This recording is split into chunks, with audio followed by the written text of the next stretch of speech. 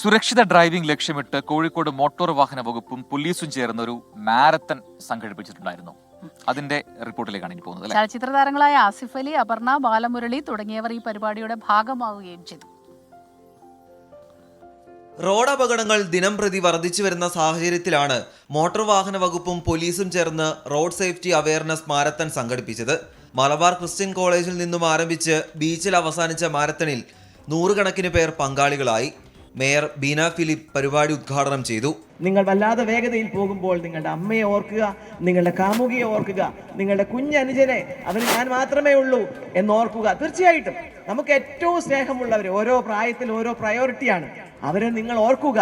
നിങ്ങൾക്ക് ആപത്ത് പറ്റിയാൽ മറ്റൊരാൾക്ക് ഇതുപോലെ ഒരാളുടെ കാമുകിയാണ് നിങ്ങൾ ഇടിക്കുന്നതെങ്കിൽ ഉണ്ടാകുന്ന വേദന, നിങ്ങൾക്ക് ആക്സിഡന്റ് പറ്റിയാൽ നിങ്ങൾക്കുണ്ടാകുന്ന വേദന, നിങ്ങളുടെ കാമുകിക്ക് ഉണ്ടാകുന്ന വേദന, അമ്മയുടെ വേദന, അച്ഛന്റെ വേദന, മക്കളുടെ വേദന.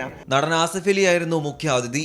അമിതവേഗം കാരണം സംഭവിക്കുന്ന അപകടങ്ങളെക്കുറിച്ച് താരം ഓർമ്മിപ്പിച്ചു.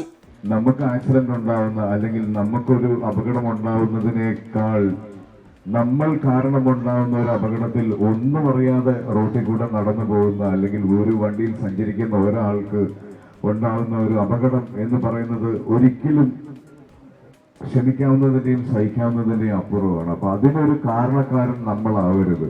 നമ്മൾ രാവിലെ എഴുന്നേറ്റ് കുളിച്ച് റെഡിയായി ഡ്രസ്സ് മാറി ഷർട്ട് ഇടുമ്പോൾ, ഈ ഷർട്ടിന്റെ ബട്ടൺസ് ഇടുമ്പോൾ നമുക്കറിയില്ല ഒരു പക്ഷെ നമ്മുടെ മയ്യത്ത് കുളിപ്പിക്കാൻ വേണ്ടി മറ്റൊരാളാണോ ഈ ഷർട്ടിന്റെ ബട്ടൺ ഊരുക എന്നുള്ളത്. അത്രയും അൺസർട്ടൺ ആണ് ലൈഫ്. നടി അപർണ, ബാലമുരളി, സംവിധായകൻ ജിത്തു ജോസഫ്, അഹമ്മദ് ദേവർകോവിൽ MLA തുടങ്ങിയവരും മോട്ടോർ വാഹന വകുപ്പിലെയും പോലീസിലെയും നിരവധി ഉദ്യോഗസ്ഥരും ചടങ്ങിന്റെ ഭാഗമായി. 24 കോഴിക്കോട്.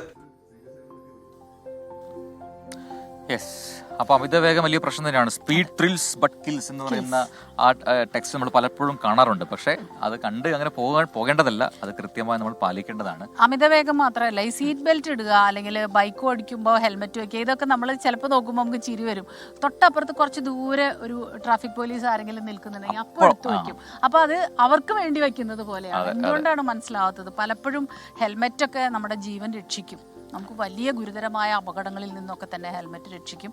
അപ്പോൾ ഈ നിയമങ്ങൾ, ട്രാഫിക് നിയമങ്ങളൊക്കെ പാലിച്ച് നമ്മൾ ഇന്നു മുതൽ അങ്ങനെ ഒരു തീരുമാനത്തിൽ എത്തിക്കഴിഞ്ഞാൽ റെസ്പോൺസിബിൾ ആവുക എന്നുള്ളതാണ്. നമ്മൾ ഡ്രൈവ് ചെയ്യുമ്പോൾ അത് നമ്മുടെ ജീവൻ മാത്രമല്ല മറ്റൊരാളുടെ ജീവൻ ആൾക്കാരുടെ ജീവൻ കൂടി നമ്മുടെ കയ്യിലാണ് എന്ന് ഓർക്കുക.